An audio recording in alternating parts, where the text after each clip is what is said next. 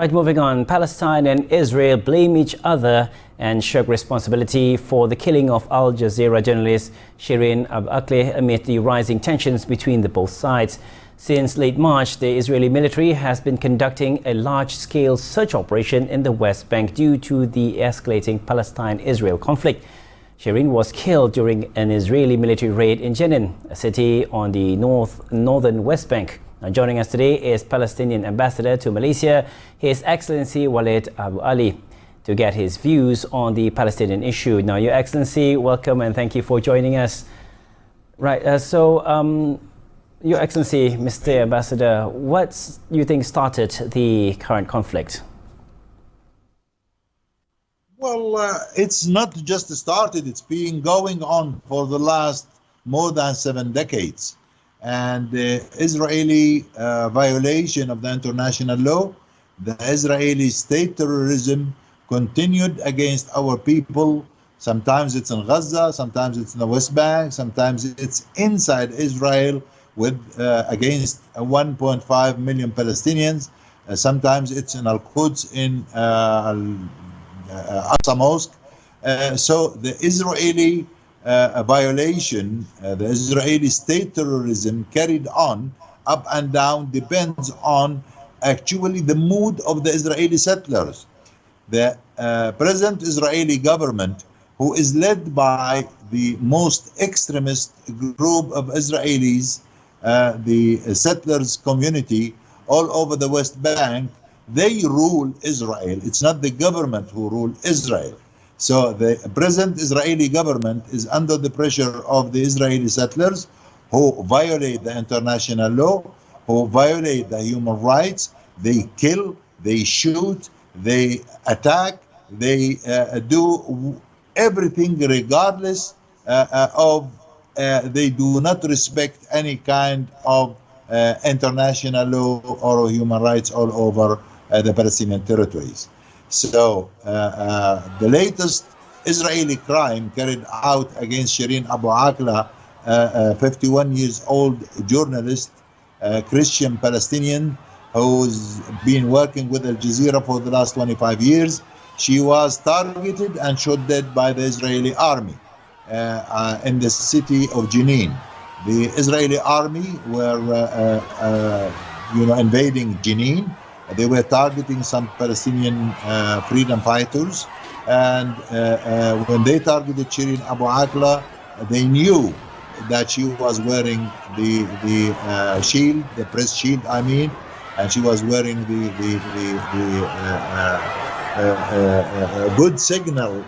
She's very well seen, very well known that she's a journalist, although that did not prevent her of being untargeted by the Israeli army. Of course, why is this happening now? Just because the present Israeli government is not interested in any peace settlement. They are not interested in any peace talks.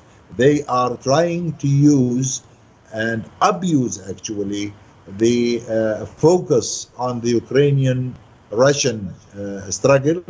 And they know the international community is giving a lot of focus on that matter between Russia and Ukraine. And of course, unfortunately, the international Western community with the United States of America, who managed to sanction Russia against what they are happening in Ukraine, the Palestinians, unfortunately, have been suffering for more than 7 decades. So this double standards put us in a very difficult situation, put us always being seen that we are the victims of the double standards of the international community. Right, so Mr. Ambassador, so what's your opinion on the Malaysian Prime Minister Dato Sri Ismail Sabri Yaakob voicing Malaysia's firm stand on the Palestinian-Israel conflict at the ASEAN-US Special Summit, which was chaired recently by US President Joe Biden?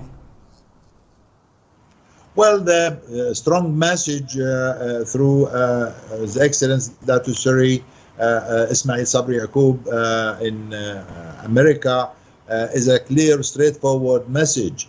This is the position of Malaysia, which has been always a great support to the Palestinian cause. The Malaysia's position kept the same, regardless of who's sitting behind the steering in Malaysia, regardless of who's the Prime Minister. The Palestinian cause always been a priority on the foreign policy of Malaysia. So we as Palestinians highly appreciate and admire the position of Malaysia, giving full support to the Palestinian cause, because we believe as Palestinians that the Palestinian cause unify Malaysians.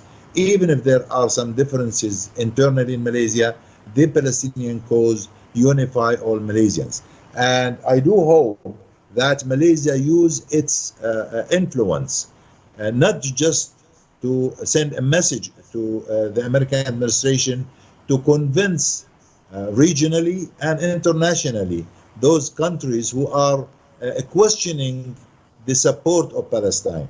Malaysia, Okay, so without Mr. Ambassador, any question. I mean, Hello? with all the discussions going on, do you think that Malaysia's voice will be heard, and do you think the conflict will actually finally end?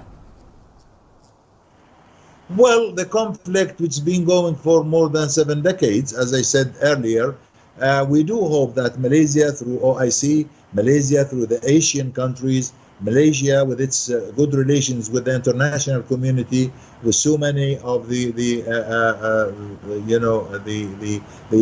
most powerful countries like Russia, China, France, UK, Malaysia can play a good positive role in convincing international community to do something to put an end to the Palestinian suffering and to support Palestinians achieving their dreams of having an independent Palestinian state with Al-Quds as its capital, to live side by side in Israel. And that's the only solution which can be implemented to achieve stability in the Middle East.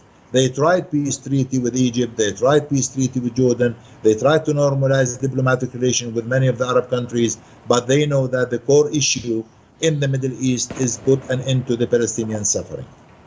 All right, thank you for your time, Mr. Ambassador, for joining us. Now that's all the time we have today. Thank you, Your Excellency, again, and for being with us in this interview. Now we will go for a short break.